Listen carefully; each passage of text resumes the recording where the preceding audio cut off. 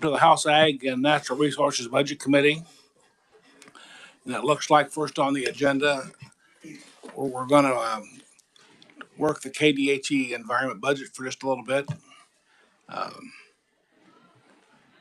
Committee, do you have any suggestions or questions or anything about the budget you'd like to discuss?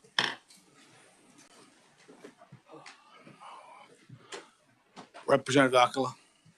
Thank you, Mr. Chair. I do have a amendment I'd like to make to this budget, if now's the appropriate time. Luke? This is a good time. So good. on page 48, the, Of this book here?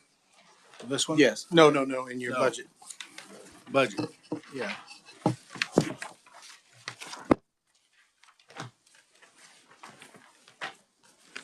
Second paragraph down to the left starts off, the governor concurs. Okay. Everybody there?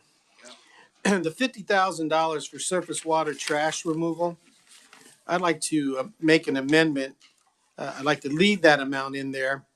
They were working this with Topeka, which is my 57th district. But I also would like to designate it that it would go to clean up along the Call and the Shunga. So we have, if you guys travel north, you look down, you see all that trash that's along the river. I've come to the determination that's where most of that is getting caught up in down in the Topeka water plant, and visiting with some people that work for Topeka Water.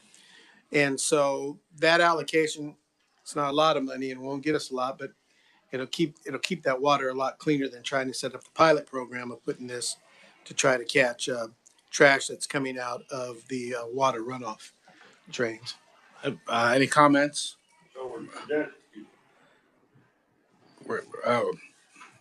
Representative Garber. So we're keeping it in there for the trash remover, but we're designating 2 areas.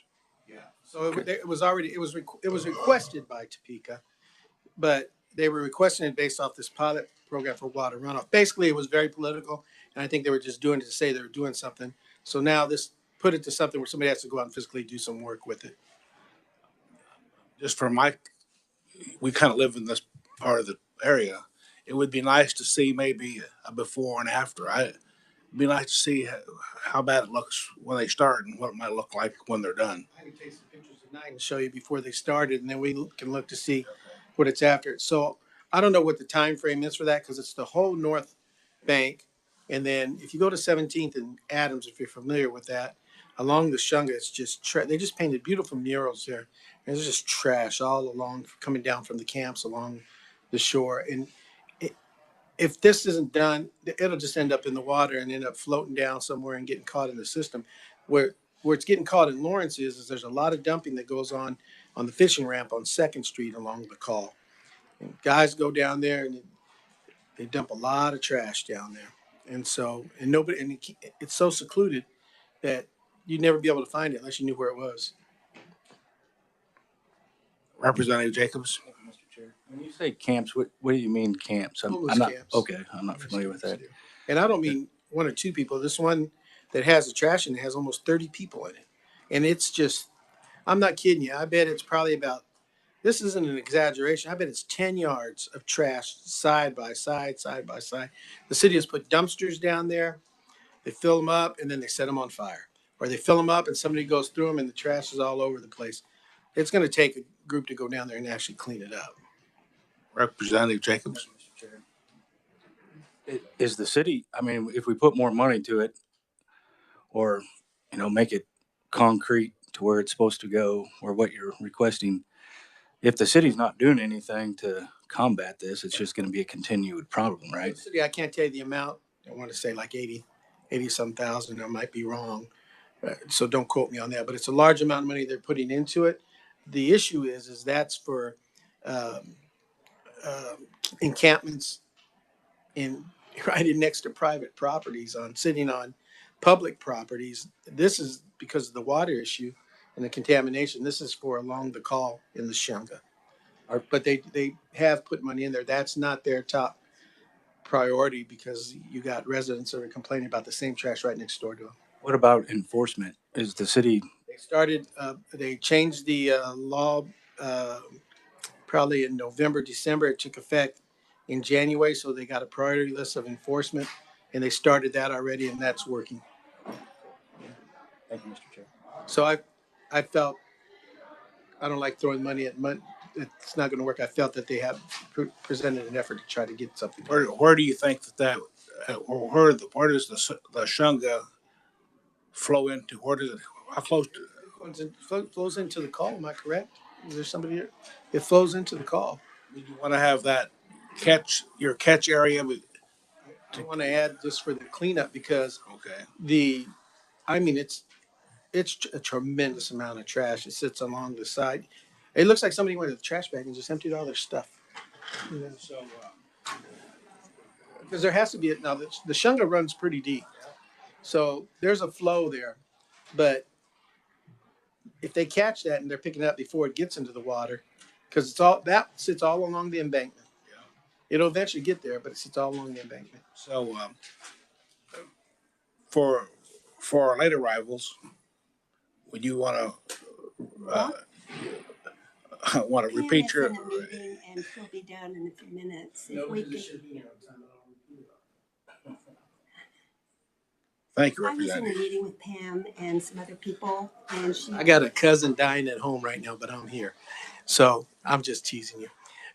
So it's the $50,000 that the governor had allocated for the surface water trash removal.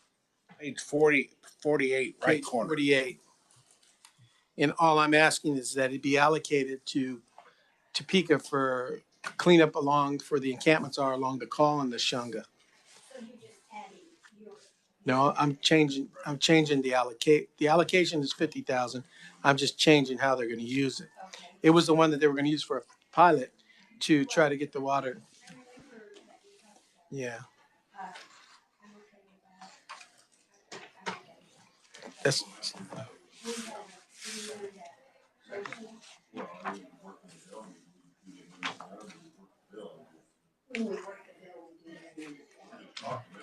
Okay.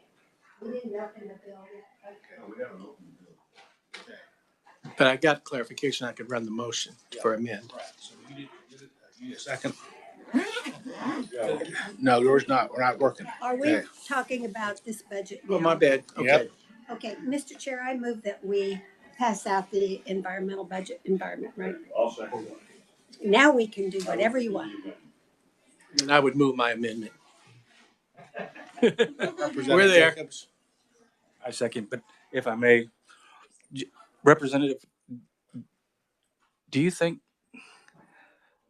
that there could be something, or because I don't know anything about this, obviously this is your home, and is there a way that we could make this problem stop, like the encampments? Then I mean, Well, I'm sorry. no, go ahead, sir. So I think it's pretty politically, and I'm pretty politically incorrect, but we need to start enforcing and moving them out on the camping laws. The camping laws say you can't be here for a period of time.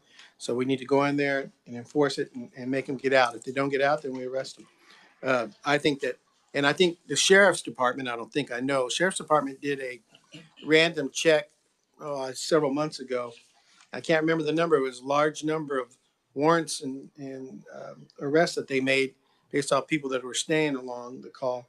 And so those areas that they did that in cleared out pretty quick, and we haven't seen any re-encampments again there. So, I mean, there's things that can be done, but then you run into groups that are advocates for, the homeless, but then you run into groups that say, hey, I live there. My property value and, some of these priorities right now are cleaning up land that are on city property or other property right next to where people live. If it would be okay with the chair, do you think that, again, this is your wheelhouse, but it's interesting to me. Do you think that we could have a hearing or something? Could you facilitate, do something like that? Or to shed more? Representative Francis has a committee he's put together, and Evercamp. Our camp. And so he's had several of them. I've driven up to St. Mary's to meet with him. He's went on a tour, and he's been reaching out to other states to see what they're doing. He'd be the guy to get with. And so he's I think he's planning another meeting. I'm just not sure when this session. Okay, thank you, sir. Yeah. Thank you, Mr. Chair. Discussion? I'm okay with it. So look where we at. Thank you, Mr. Chair. Yeah, point of clarification on the amendment. And I apologize still for my voice, but the 50,000 as indicated on page 48 is for FY 2024. The governor makes the same recommended transfer of 50,000 for 2025. So my question is this for just FY 2024, just for FY 2025, or for both fiscal years? It's for both because I feel that it's not sufficient to use it for what they originally said they wanted to use it for. I'm no engineer, but I'm down there a lot and I see it. I see it happening. So it's for 24, 25. Representative? Thank you. I'll try to keep. Do you think we could have, as the chair had mentioned, do you think we could have a brief on that once this program starts to just? I'd be fine with that. I'd leave that up to the chair for his request, but yeah, I'd be fine with that. I think that was the pictures before, pictures after. What would be your ask? I guess to see what it looks like now, and then see if the money that we're allocating to it is performing to the expectations that are being asked about. So is there any way we could just incorporate that into one amendment? Or do you want to make two? You probably want to keep it separate. I'll tell you what I will do though. If we get out of here early, I can take you in my truck, show you exactly what I'm talking about. It doesn't, we don't have to go far to see it. And then, but I know what you mean, the follow-up to make sure that it gets complete. And I would leave that up to after 20, on the following year, you'll know. and I'd leave that up to the department when they look to see how the money's being done. If they're accomplishing what the original part of, I don't want to do their work. Well, kind of, but, I would ask, can somebody come up and speak to that? How they follow up on money that's allocated for certain things, to make sure that it gets used the proper way?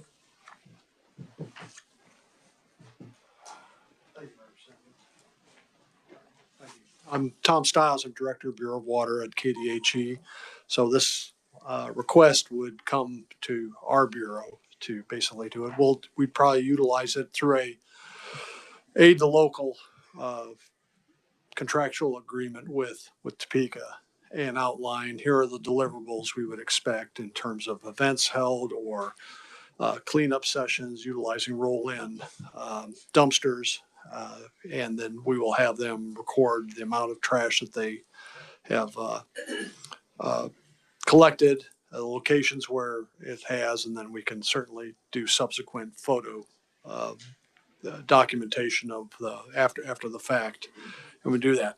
As Director Henning indicated, we're kind of feeling our way through this, trying to figure out get on top of the issue, and it's one of the environmental issues that's just as dripping with social intrigue as well. It's something that is not typically in our wheelhouse. So we're working through how to address the environmental aspect of it, recognizing that the larger problem of the social perspective is something that's really probably beyond the realm of KDHE. But we would set it up as some type of contractual agreement with the city of Topeka, outlining the amount of money, delivery of the money, and then the activities that would go forth, and then the deliverables that they would report back to us.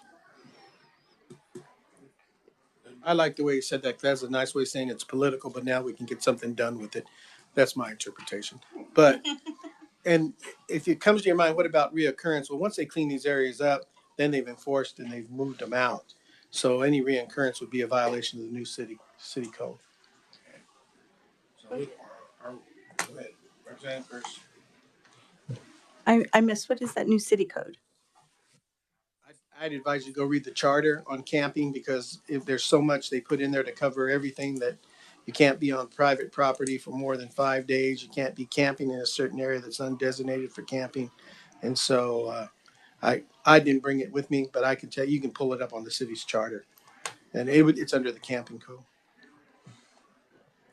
we have the similar issue being created in Kansas City, Kansas, due to a Missouri law, which now makes it illegal to camp on public property. So it's pushed all the homeless in the Kansas City metro area over to the Kansas side. Yeah, and the city of Topeka of course, signs are like stop signs. It only work if the person that's driving them wants to stop. But they did just recently put some signs up along the call that says that there's no camping in these areas, restricted areas, no camping 500 feet from a trail, et cetera, et cetera. So the effort's moving forward. We just haven't seen all the final results yet. Representative Jacobs. Mr. Chair, I- have you guys, again, this isn't my area, so this is the bigger cities, and thank God I don't live in a big city. Have you guys seen the influx of this in the last couple of years with the border just being open and everything?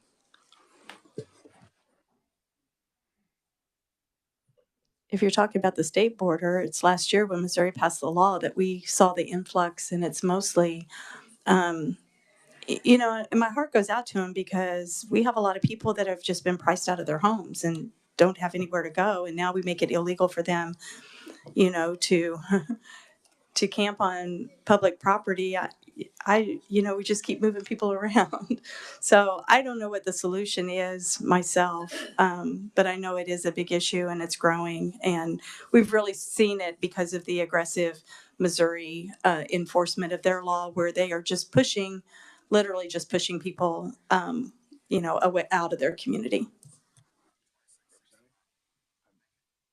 I would just say I'm all finished with this subject, and if we want to move forward, I'm cool with that. Representative Akala. The question is, are a lot of them illegals that are coming over or migrating over? The answer is no. The large amount of people that are in these encampment are Caucasians. There's a small mix of African American. There's a small group of veterans that are in there that most of them that I've talked to along the river have mental issues. But I can tell you, and this is just a guesstimate, if if I seen 50 people along that bankment in camps, I've probably seen one person that probably was Hispanic or Latino, or whatever you want to call them. I don't see that influx along the call, and that's not an exaggeration. Anybody that keeps track of that down there, and they do a count, and if you look at that count, same count comes up about what I'm telling you. I just use that 50 as an example. Representative. Thank you, Mr. Chair.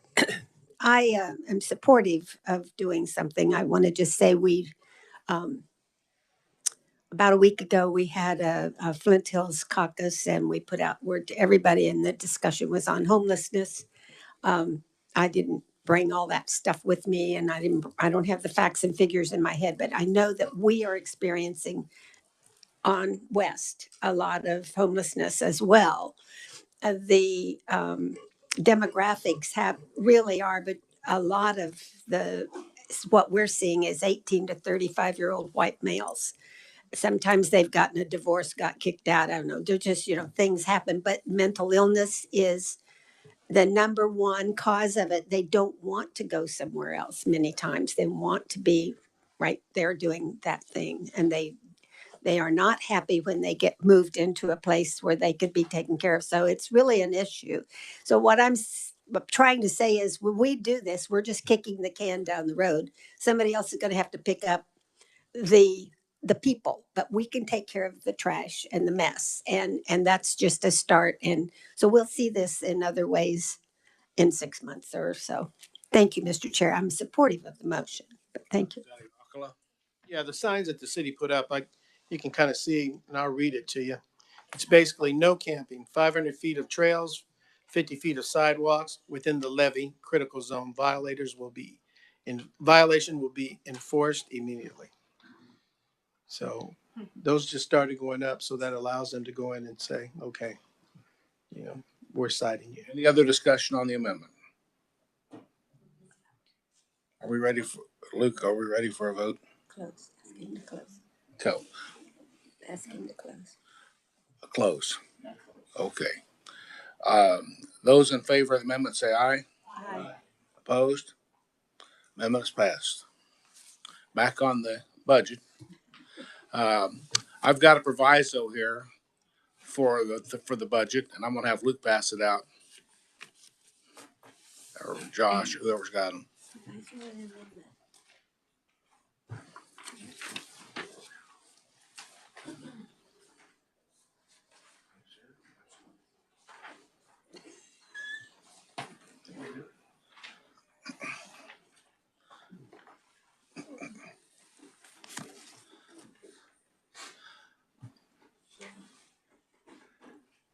So, this do I need to just explain this or just read this out, Luke? Or was that the one? Yeah. Okay. So basically, this says for FY24 and 25, no funds may be expended by the Division of Environment to use satellite imagery or to identify confined feeding facilities for inspection. So it kind of keeps everybody, I think, a little more on the trail, more up front. There's plenty of ways to do this without this way. So I'm ready for discussion on this proviso. Luke, do you want to say something? I need a second. Okay, second for Representative Jacobs. Pardon? Okay. Any discussion, committee? Mr. Alcala, Representative Alcala. Mr. Chair, so are we talking about drones here? Is that what we're talking about? Satellite images also? I believe so. So is there, this may sound kind of out there, but so I know that if I live next to a house and they got a lot of cats and I'm smelling a lot of urine, I know that smell is not against the law. So, and here, that's the comparison I'm using, because is it against the law to view properties above? Is it considered still private property if you're viewing above property? I mean, I can't cross your property going in there and film without your permission. But is it the same way if I'm over the top of your property with a drone? Is that legal or illegal? Before I say something, Luke, either one does anybody here have any comments on that? So the property above your property is free zone.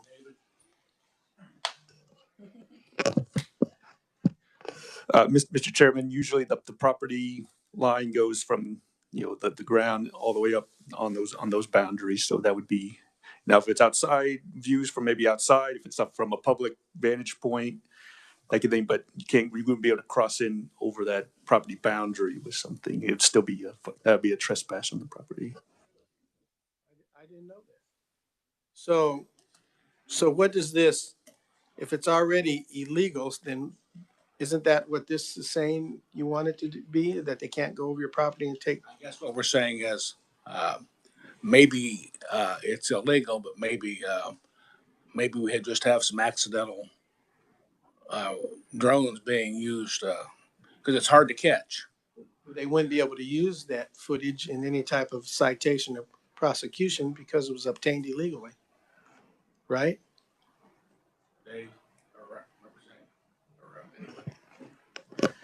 Chairman Corbett, we were always told that you cannot, the government owns all airspace. They can come right down any place on your property. I'm not arguing with B, but we're always told that they can come anywhere they want to. They can even come inside our barns and stuff like that. And I don't know if that's true or not. If that's what that might be true as part of the inspection. They might as a licensee, you give consent to potentially that. Talking about animal rights, stuff like that. They park on the corners of the roads, and then they fly in their drones, and they could go anywhere they want to, and we can't do anything about it. Representative Jacobs. Thank you, Mr. Chair.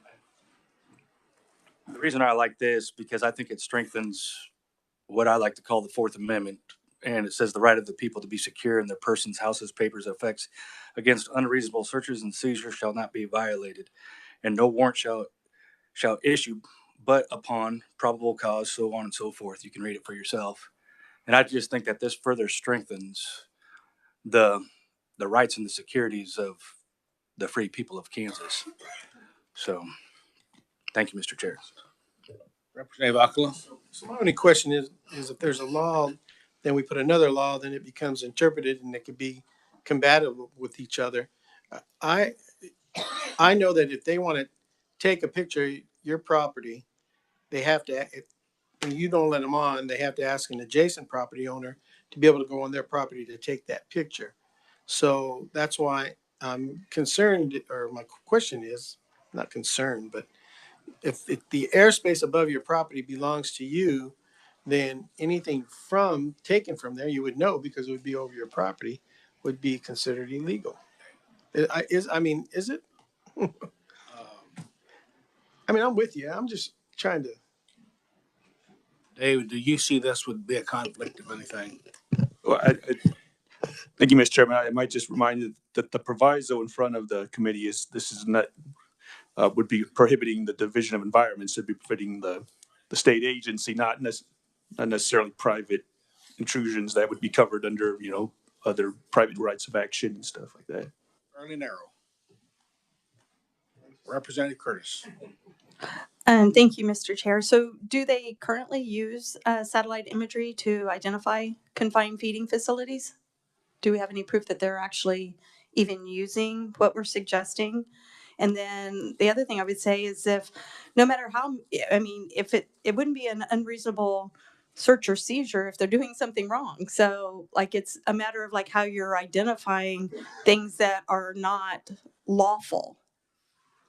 So, but are they even using this? Is this even an issue? I've had contact with people who say that it's happening. So it's just all this is basically saying it'd be just another layer of the Fourth Amendment. And if somebody's doing something wrong, trust me, they will be taken care of. Wait a minute, Representative Jacobs. Thank you, Mr. Chair. You basically gobbled up my words. Okay, Representative Akawa. Is there somebody from the agency that can say, are we using drones or satellite imagery for this type of inspections? Corbett and committee members. My name's Leo Henning, Deputy Secretary and Director of Environment at KDHE. The answer is no, we don't use drones. So that answers that question, I hope. What we do use is satellite imagery that's available on Google Earth. Anybody can get on to Google, look at pictures of the Earth. The reason we do that is because we have a group in our that implements best management practices around the state. So we look at areas where we have a stream that's been impacted and say, okay, where are the impacts of this stream coming from? So we use that imagery to identify potential areas that are impacting the stream. Then we can go to those owners or those areas and offer assistance in helping them move their pins, in this case, which is, since we're talking about CAFOs, out of the streams. And so that we can improve the stream quality. So I hope that answers your questions. Representative Curtis? Oh, sorry, Representative. So how many of these cases do you just off the top of your head do you have? How many CAFOs do we identify? Yeah, how many cases do we have? And is it complaint driven or is it done through samples or something from the water? So we have a stream that's impaired for some reason. Usually it's E. coli or biological. We will look at that stream and say, okay, where are the sources of the E. coli? So we go to that stream and we look with the imagery, where are the E. coli potential sources? We identify cities in which there might be a wastewater treatment issue. And the other thing is confined animal feeding operations where we have a large amount of waste that could be going into the stream. That is how we use the satellite imagery. We don't have drones. We don't go out targeting people, but we do have a watershed that's impacted. And under the Clean Water Act, we are required to try to bring that water back into compliance. So if this is enforced, and through the Clean Water Act, does that mean you have to go get a warrant to get on the property? We would never be able to go onto any piece of private property without having access granted to us by that property owner. Not for this group, for the non-point source I'm talking about, it is a purely voluntary program, and we provide financial assistance to those property owners to help them improve their operations. They don't have to. They can say, nope, I'm leaving my facility where it is, and so we're not going to do anything about it unless it falls under the livestock rules. Does that make sense? Okay. So there's two projects here. We have a program that regulates the waste that comes out of livestock facilities to make sure that that waste does not impact surface water. That's the ks group, or the Livestock Waste Management Group. We have this other group that is looking for non-point sources, but they do find point sources. And if that is a confined animal feeding operation, they have federal dollars to help that person make improvements that would help the watershed system. They're state employees, but the money does come from EPA to run that program. And so that's the one you said, if there's an issue and no one wants to comply, then that's. In that program. Now, if it's a true, you have to make sure that you meet the definitions of a confined animal feeding operation to be regulated under the ks program. So if it's a few head, it's not going to be an issue. But if it's 1,000 head, it's probably going to be a ks facility, and therefore there's additional rules that would apply to them. On an average, I have to still wait on that answer. How many of these do we usually catch? Catch or identify. I would say we identified numerously in the non-point source CAFO facilities that are in or very close to a stream, in which we go out and talk to those property owners and say, hey, there's a better way of doing this. Can we move these over here? 4 or 5 a year, 2, 1. It's more than 10. How's that? I don't know what that is. I'm curious. Is it effective, or we just throwing this money at it and nothing's going on? No, it's effective. We've had numerous property owners actually move their pens out of the stream or next to the stream, and we've seen water improvements. So is there anybody in this room that would know about how many we do a year? I don't have that staff here. I'd have to talk to our BMP folks in the non-point source to say how many of those sites are identified a year. Yeah, I mean, it's just curiosity.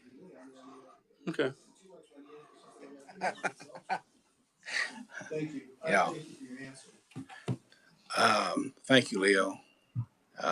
You have a question for Leo? Thank you. I know what a stream is, but what's the definition? What's the agency's definition of a stream? Just a waterway? Just Yeah, it can be. I mean, it can be any size, but anything that transports water to a stream, if you want to talk about different sizes or classes of streams, you go everything from a river to an intermittent stream, right? To a ditch. So, but if that ditch conveys waste to a stream, yes, we would look at that also. that's about every place in the state of Kansas when it rains, then next to it. Right. But if the stream doesn't have an impairment, we would not be in the area. Representative Curtis? Thank you, Mr. Chair. Just a comment. So I don't think I'm really in favor of this proviso. I see the satellite imagery being a tool that they're able to use and really keep our waterways safe. And I don't want to inhibit that. I think that is just too important. So in light of them not really using other than like satellite imagery that anybody could basically access, to help them make these identifications, I think that is probably a good thing. So, Representative Jacobs? All right, one last comment. Again, the Fourth Amendment's in play too. The agencies, if they suspect something, they can go to the proper channels. Thank you. Representative Bloom? It's not that we're not in compliance. It's the invasion of privacy that bothers everybody. And we know you can do Google Earth. We do the same thing, but it's just such a massive amount that we have now of invasion of privacy. And that's the only thing that bothers me. We have to, uh,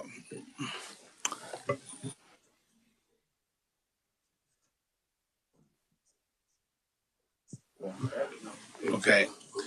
Any further discussion on the proviso? Those in favor of the proviso, say yay or aye. Against? Luke, sounds like the ayes have it. Do you want to show of hands? Okay.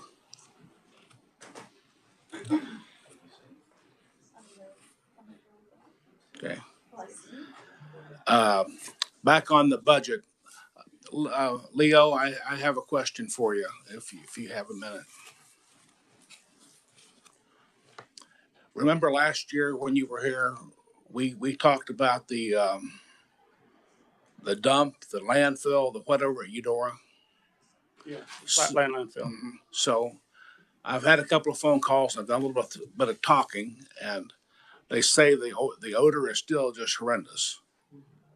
And then I've kind of heard also on the grapevine that the current owner may be selling this to someone out of state. And I would like to know if you've heard anything. And since that was an active quarry, would he have the option to expand his waste disposal area or quarry? Any comments on any of that? Or is it still smoking, or do you know any update on any of that? Okay. In preparation for this, I did go out to the facility on Monday and looked at it. There are some I saw one very small smoke plume in which dissipated when it was about 6 inches above the soil. Very light. The odor, yes, there is an odor there. Again, we don't regulate odors, so therefore there's not a lot we can do about the odor. But there is an odor there, and it kind of smells like a burnt building. After you burn a building, you know how you have that smell of a smoky smell? That's kind of what it smells like, because there was a huge fire there at one time, of which they've put many tons of soil on top of to try to smother it. So, but if you're asking me, is there an odor there? Yes. I drove around the facility. That's when you're on the facility itself. When you drive around the facility on the roads, I don't really smell anything. But if you're right there on top of the landfill, yes, you can smell something. Going forward, what I was told was that there would be another 400 acres purchased there, possibly, to expand that, either as a quarry or as a waste, whatever you call disposal, or whatever you call that. Where is KDHE on either expanding, or where's your agency on this? So it's my understanding that the owner of the landfill does have ownership of another 400 acres next to the landfill. What that person does with his property is not under my jurisdiction, because it's not part of the permit. So if he wants to quarry it, then he would have to go through an application with somebody, not us. We don't regulate quarrying, to quarry it. But I don't even know if he's planning on doing that.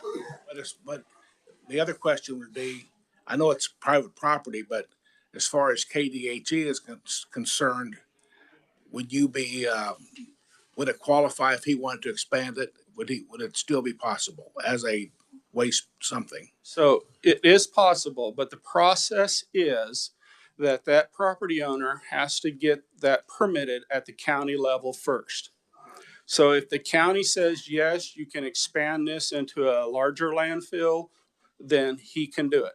We can, once the county submits that approved application to the state, then we will consider that the locals have decided that this is in the best interest of them, and we would then reissue the permit with the expansion. But it's local control first. Thanks for going out and looking at that, Leo. Thank you. Committee, any more discussion on the Um, 425 budget. Representative Jacobs. Thank you. Could anybody tell me on page 48, it would be 1, 2, 3, 4 paragraphs down, the livestock waste management, the agency's requesting 210,000 from SGF. It talks about additional contract engineers and contract clerical services. How many individuals would that be, and how long would this project take? Anybody? Leo or one of your be able to help him on that? Sure. Sorry. That would be, and I would send you to this document and make sure I get you the right place in it. It's this slide here, which is, I don't have a page number on it, sorry. But it's, Show me again, Leo. it's the one with the graph showing our Got it. backlog. About halfway back, I think. Yeah. So the CAFOS program is that program that regulates the livestock feeding operations. In that chart there, you can see that back in 2021, we had a very large backlog of livestock facilities wanting to expand or start. And we weren't meeting what the industry was wanting as far as turnaround time goes. So at that peak there, we hired a contract private consulting engineer to help us work our engineering backlog down. And the chart shows that with that additional engineer helping us, that we are able to work our backlog down quite a bit. So the number of people that we're talking about is one contract engineer and then one additional clerical person to help us move all of our paper stuff into a digital format.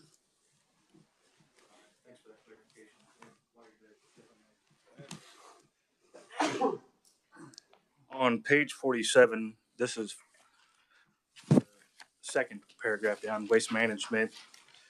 The agency made a 4.4 increase of FTEs. Are all those positions filled yet? Has that hiring process already happened? Yes, and what we would, so again, you're looking at a division in an agency. Okay, our agency has a head count total of 1,801 people. We did move positions around so that we stay underneath our agency head count. So right now our head count at KDHE is 1,782. So we're actually 19 FTEs below what our maximum is. But we move people around to help us adjust to different things that happen, right? You know, we keep seeing new federal requirements. We see new federal funding opportunities come about through the recent bill and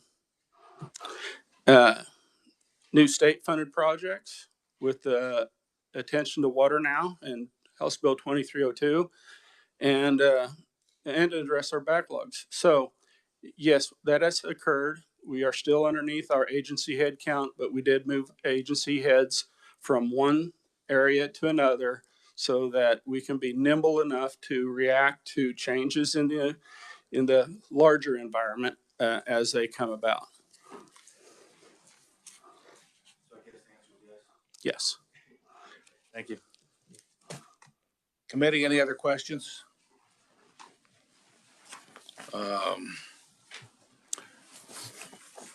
Luke, are we ready for a motion for 24 and 25?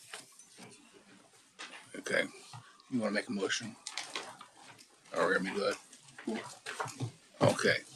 So I'll make a motion to pass out the KDHE budget as amended for 24 and 25. I need a second. All those in favor say aye. Opposed? Budget's passed out. Thank you.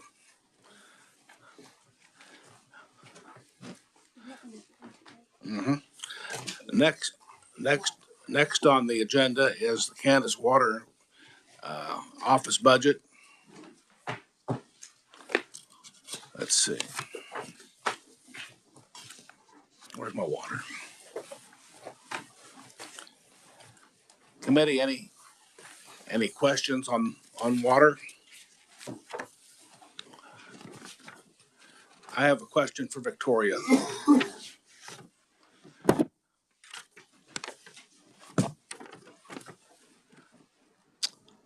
On the question that this constituent had, can you kind of give me what that's about, or where, or whatever?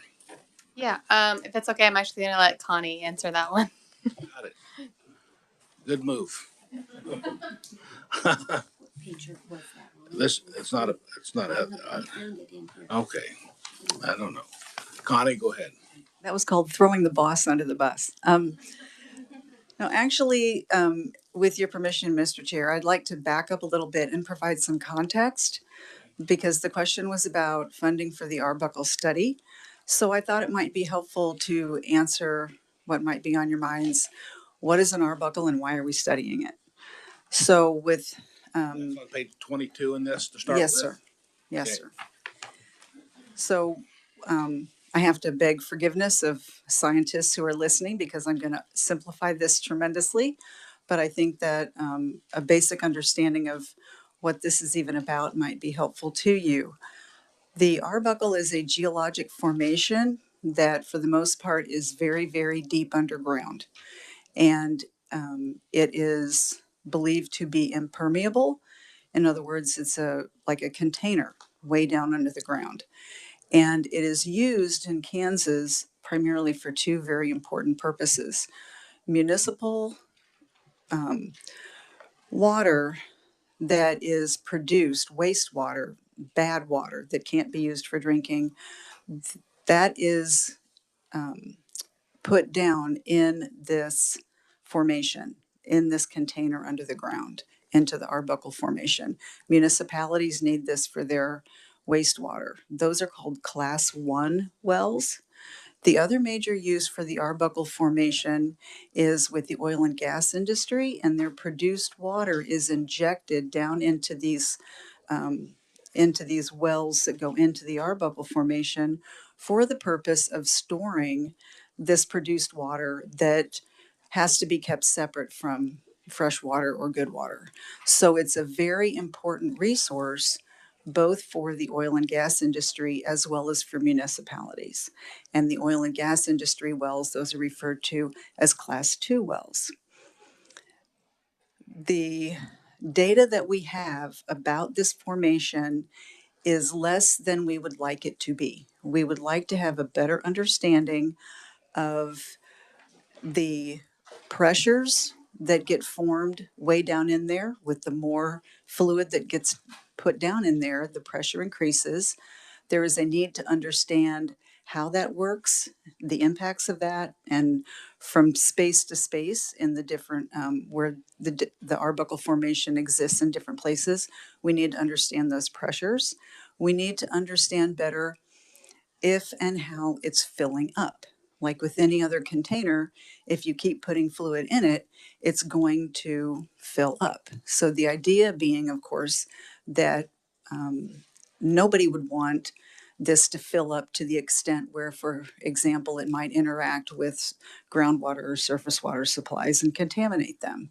So the need for data to better understand the characteristics and the functioning of the Arbuckle is something that the Kansas Water Authority, the advisory board connected with the Water Office, the Water Authority a number of years ago said, yes, we'd like to know more about that. That's a valuable study. The municipalities need the data, oil and gas industry needs the data, the public needs the data. So the governor, in response to the Water Authority's request, declared that there would be an Arbuckle study group comprised of the relative agencies, experts, and stakeholders. Part of the Arbuckle study group, one of the very first steps was, okay, we need to study this. We need to acquire data. So the Water Office contracted with the Kansas Geological Survey to begin to create and identify methodologies, the best way to collect information, measure information, and provide information so that policymakers such as yourselves could decide what to do with that information. So it came from a need to better understand a resource that's very important to our oil and gas industry and our municipalities. So the legislature, thank you very much, has been appropriating funds to help with the beginnings of that effort. So the FY24 request is for, this FY25 request is for an additional $300,000. We have $360,000. What most of this money would go to would be to drill at least one new well, perhaps two. Why do we need to drill new wells? Why can't we use wells that are out there? The Class 1 wells that provide the municipality information, we have a lot of data. Those are regulated by the Kansas Department of Health and Environment, and because of existing regulations and operations, they provide a lot of measurements and recording. We have a lot of data that come from them. The Class 2 wells that are regulated by the Kansas Corporation Commission, we don't have the same level of data, the same kind of data that we need for these kind of studies. So efforts were made to find existing Class 2 wells that perhaps we could do measurements in those wells. For a variety of reasons over time, that did not prove to be very feasible to do. As you might imagine, the owners of existing wells are concerned about damage and disruption to their operations. So it has been decided that probably the best way to go forward, in addition to some of the wells that there is access to have one or two wells exactly where they need to be. That's another key, because some of the existing wells out there that we may have some permissions for aren't exactly where we most need them to be to get the information. So $300,000 has been the estimate for one well, and $60,000 would be an estimate for the monitoring, for hiring a consultant contractor to actually do the monitoring. And then the additional $300,000 would be for another well, and these would be drilled on state property, wouldn't bother any private property owners, wouldn't interfere with anyone's existing operations. And that's the nut of what this request is for. And I just thought maybe it would be helpful to you to understand why we need to do this. But this is a very important resource that we need to make sure is going to be available in the long term for the oil and gas industry and municipalities, as well as to make sure that there isn't some tweaking or change of operations that might need to happen. We haven't yet, the Kansas Geological Survey hasn't yet identified any known risks, but the idea is we need to make sure that we're making this safe and successful into the future. So I hope that's been helpful, and I can answer questions. Representative. Thank you, Mr. Chair, and thank you, Connie, for your good explanation. Really, I've heard it for many years, the terms, and I didn't know what it was. So thank you. So the wells that we have now are currently being used for saltwater disposal by oil companies, oil and gas companies. Is that correct? Isn't it a saltwater thing that they dispose? But with the chair's permission, this gets into a little more detailed technical information about this, but we do have with us Rick Miller from the Kansas Geological Survey, who's in charge of this study, and I'm sure he could answer your questions more specifically than I could if you wish. Well, that's fine with me, but I wasn't going too far. But yes, let me hear from Rick.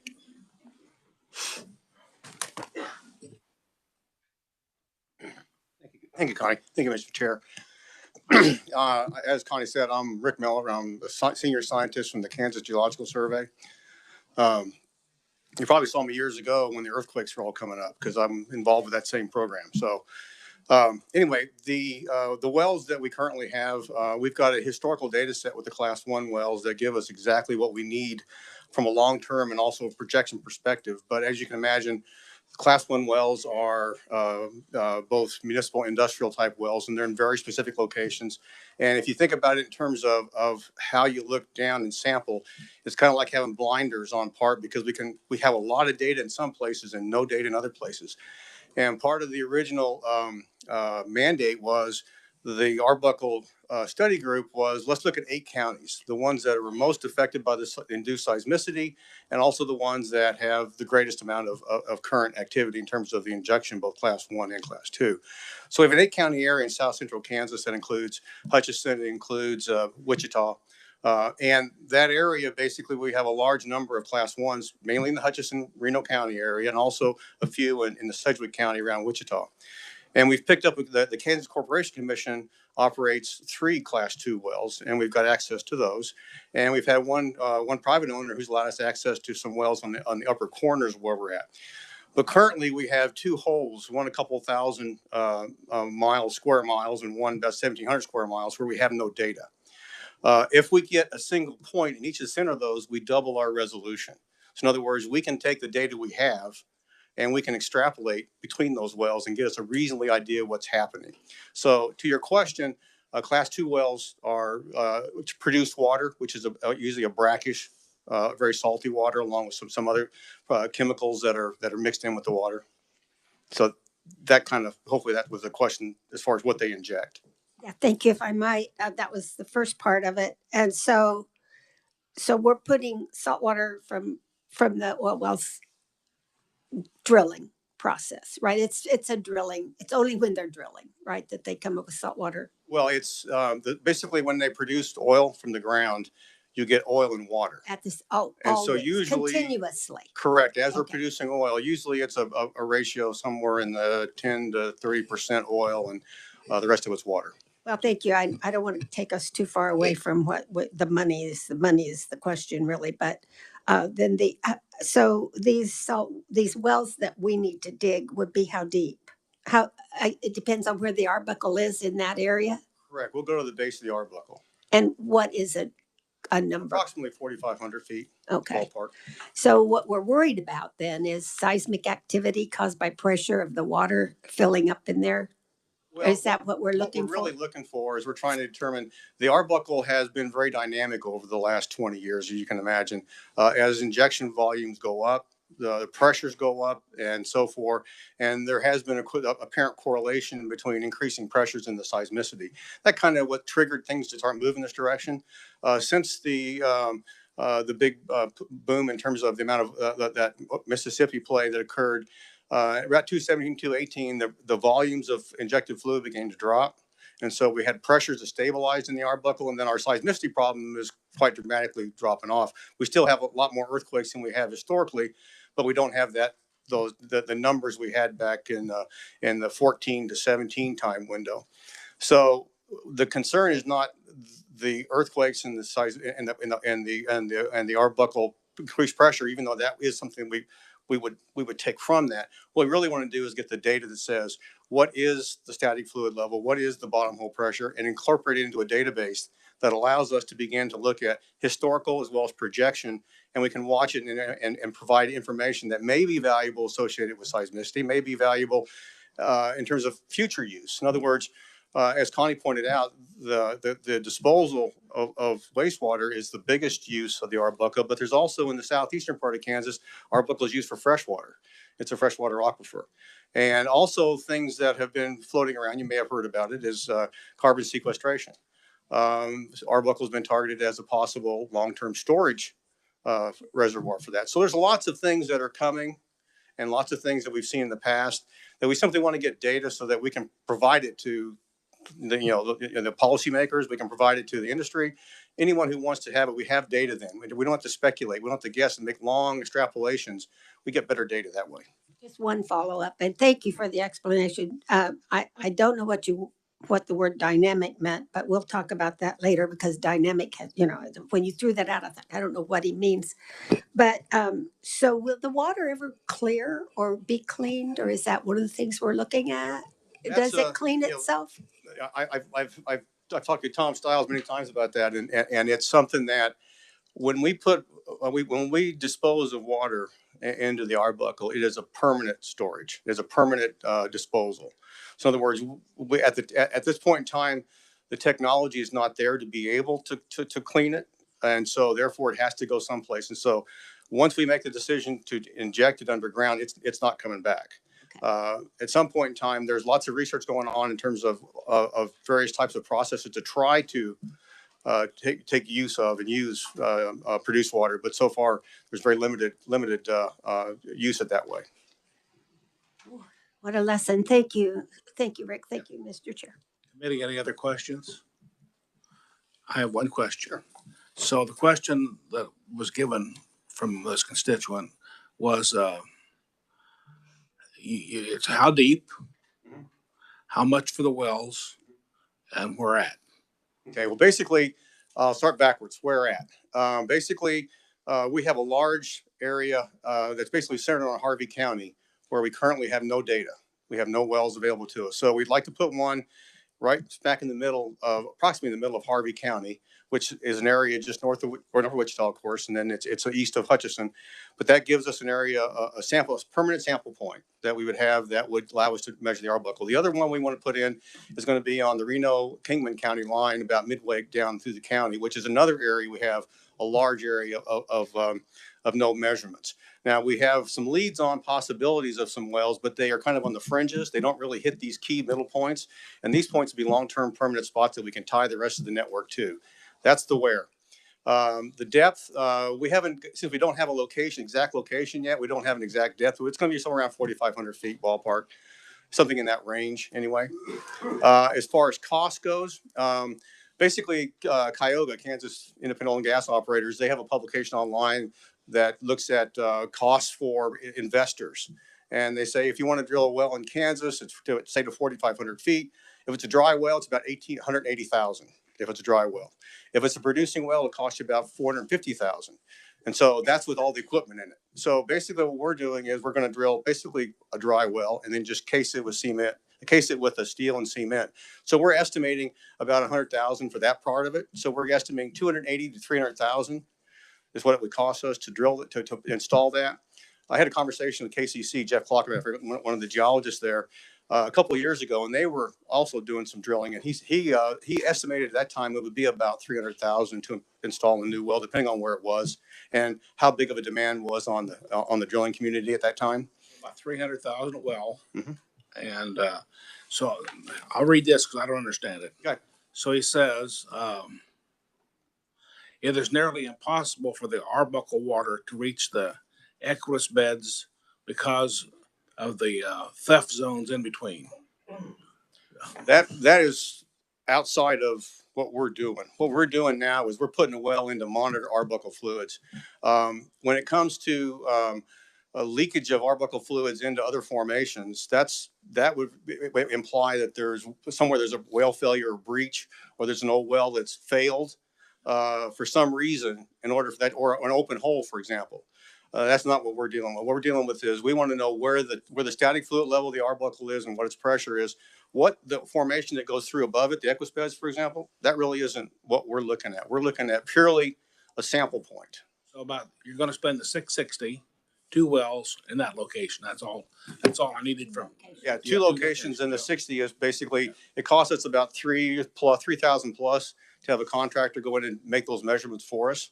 And so we're estimating that's about what it would cost annually to continue to keep a 10 to 12 well network functioning. And so that's kind of where we want to get. It gets into kind of a almost automatic process, like we do the High Plains Aquifer in western Kansas. The same kind of a general idea, and logistically, it's similar kind of an operation. You took care of that question. I'm proud of you. So, committee, any questions for the water people? Representative Jacobs. Thank you, sir. I've only been here for 8 years, but it seems like 8 years we've been talking about the dredging of Tuttle Creek. How long is that project gonna take? That is completely outside of my area. If you talk about geophysics, we could have a big, long conversation, but you get into that side and I'm out of that one. Don't worry, there's plenty of people here that know everything. Okay, well, thank you very much. Connie, you get all the damn questions. I'm getting them. Content based, I'm happy to answer. In the weeds budget, I'll pull Victoria back up. So how can I help you? Well, that was my question on how long is this dredging at Tuttle Creek gonna take? Well, the dredging of Tuttle Creek is something that it took us a few years to accumulate enough funding on the state side to match funding on the federal side. And it took the federal side through the Corps of Engineers, because we partner with them on our federal reservoirs. The Corps of Engineers, it took them a while to get the federal money. It took us a while to get the state money. And a couple of years ago, we had enough. So we were able to begin the partnership to go forward with a water injection dredge pilot project for Tuttle Creek Lake. So the final yes, we're ready to go was about a year ago. And we have a lot of planning that we're doing with the Corps of Engineers.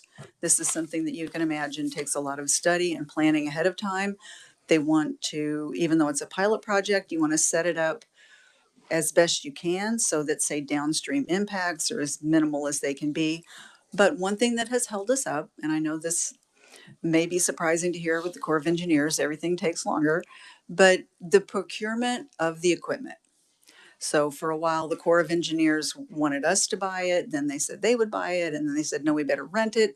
So some of that has been backed up because of the actual procurement of the equipment, but things are moving forward, and we're hopeful that we can have something on lake within the next year is what we're aiming for now. Just one more comment. It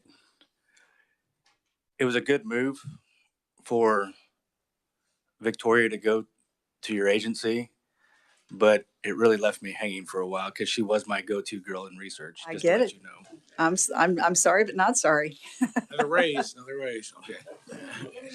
So I have one more question for you, Connie. Yes, sir. If you've looked at the Kaw River when you go over it, is there anything in the long run, is there any reason we can't get the sand out of the river so we can have more river than sand? Good question.